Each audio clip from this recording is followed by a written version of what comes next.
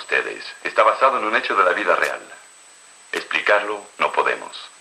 Refutarlo tampoco. Simplemente los invito a explorar con nosotros el pasmoso mundo de lo desconocido. Hay un plan macabro que pretende generar un caos de dimensiones colosales. ¿Quiénes son? ¿Dónde están? No se ven. Pero están ahí, agazapados, como invisibles. Pero sus acciones y maniobras oscuras sí son visibles y destructoras. Ustedes son testigos de ellas. Salvo que sean ciegos, sordos y estúpidos.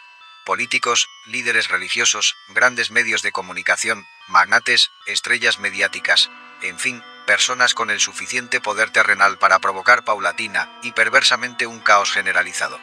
Y hacia allá nos dirigimos, si cada quien no hace la tarea de despertar para no convertirse en una máquina odiosa y asesina al servicio de ellos.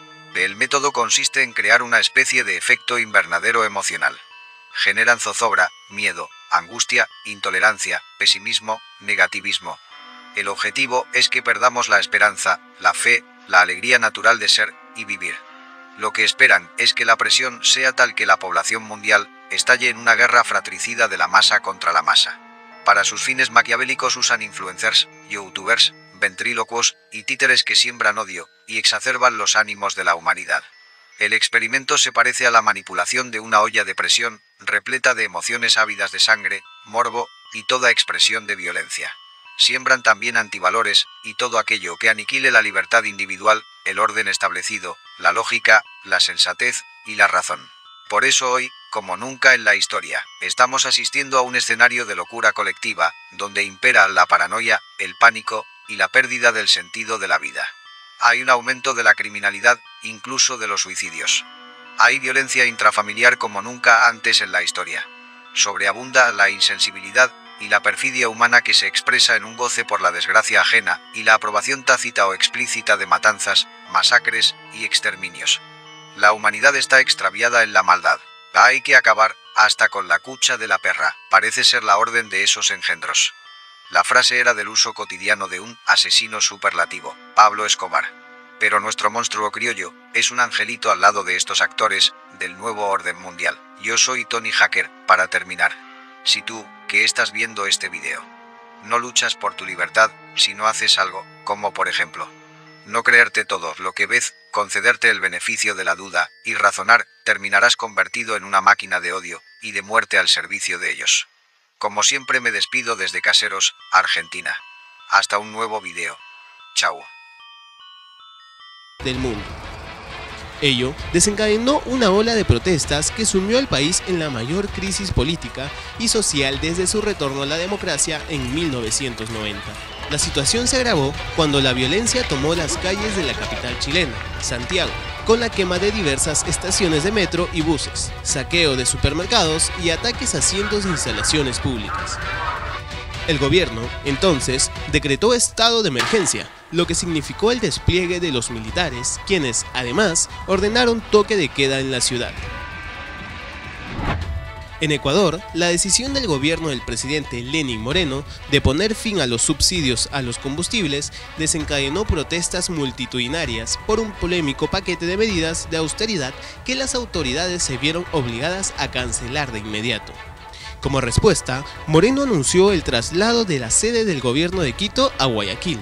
También decretó un toque de queda, restringiendo la circulación en las zonas aledañas a instituciones estratégicas como la sede de la Presidencia, la Asamblea Nacional o la Contraloría. Cada vez son más las personas que toman las calles para expresar su preocupación por el poco compromiso de los gobiernos ante la problemática del cambio climático. Uno de los momentos destacados fue en septiembre, cuando más de 7,5 millones de personas participaron en una semana de huelgas por el clima en 185 países. Las protestas fueron organizadas por Viernes por el Futuro, un movimiento juvenil iniciado por la activista sueca Greta Thunberg, que empezó a hacer una huelga frente al parlamento de su país hace apenas un año. En octubre hubieron movilizaciones y manifestaciones masivas en Barcelona y el resto de Cataluña, tras hacerse pública la sentencia del Tribunal Supremo contra 12 dirigentes y activistas políticos catalanes.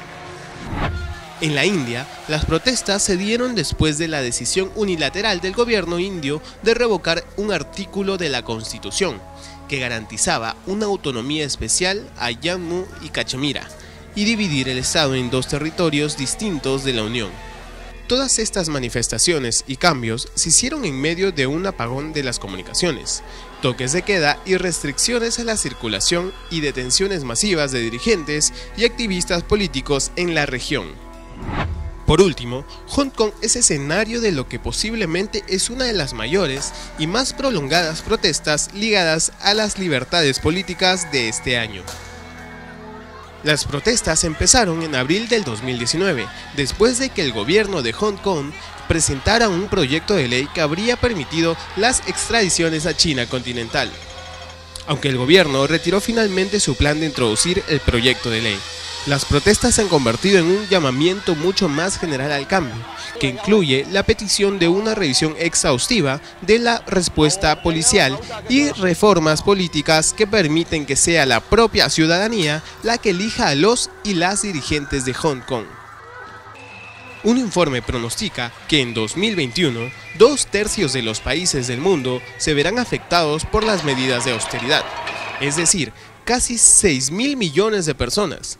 Se calcula que el coste humano de estas medidas incluirá la pérdida de empleo de millones de personas, que tendrán pocas posibilidades de encontrar un trabajo alternativo.